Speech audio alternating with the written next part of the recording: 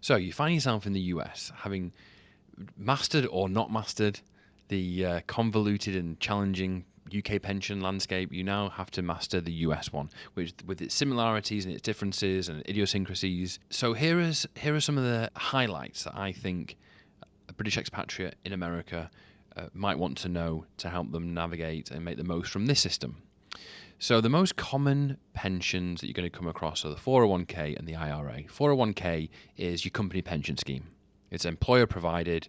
You pay into it, they pay into it. Hopefully there's a match. There's probably a limited basket of funds, and it's your company pension equivalent. And you save into it as you would in the UK into a company pension.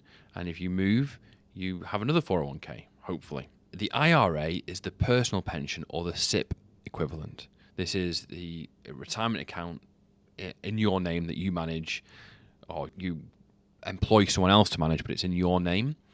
And this is where you might have 3 or 4 401ks from various employers, and you consolidate them into a single IRA, or maybe you just want access to more investment options or to have it managed by a certain firm, and then that's why an IRA would become relevant. So what are some of the main differences though? So there are contribution limits like there are in the UK. You put money in, assuming you're within the limits, that money is tax deferred, so you don't pay tax on it now. It grows tax-free. Growth in income is tax-free within the retirement account wrapper, whether it be a 401k or the IRA.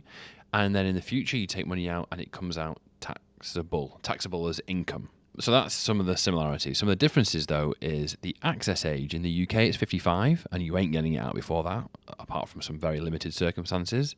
In the US, it's 59 and a half.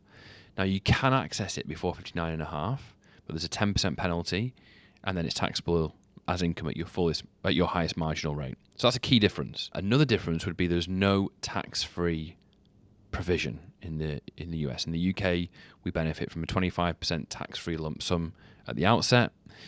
This is not replicated in the US. Everything that comes out is taxable. Some unique aspects to some 401ks and 403bs is there's a loan facility, scheme to scheme, but there's often a loan facility, so you can borrow, I think it's up to $50,000 from some schemes a year, and then you have to pay that back. And some 401ks allow penalty-free access from 55 if you retire from the position. That's lost upon transfer, so that's something always to be mindful of and watch out for if you're thinking about early retirement. That can be a big benefit. We get asked about Roth IRAs a lot. Now, Roths are analogous to ISAs. ISAs, you contribute money, you don't get tax relief, but then it grows tax-free and you take it out tax-free. Roths, similar situation. You contribute money post-tax, it grows tax-free, it comes out tax-free, but there are limits, income limits. So if you earn over a certain amount, you can't put money into a Roth. You can do a Roth conversion, which is where you convert your 401k or your IRA into a Roth. You can't do that in the UK with an ISA. And we get asked about this a lot because on paper, it sounds fantastic. Tax-free growth and tax-free withdrawals.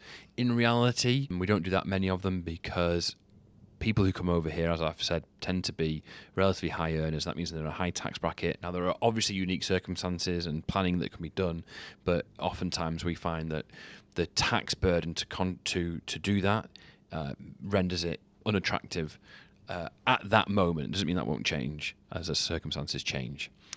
Required minimum distributions. Now, this is something that will take expats by surprise. You have to start withdrawing funds from IRAs, 401ks at a certain age. I think it's 72 now. And that increases. You have to withdraw more as you get older. Reason being is the US has given you tax deferral on the way in. They haven't collected any taxes. It's been growing. And now they want to collect some taxes. They don't want you to hold on to that till you die. So they're going to force you to take some money out so they can start to reclaim some of that. Now, there's penalties for not doing that, so it's worth knowing about it and planning for it and not ending up with a surplus of income. It's just something to bear in mind.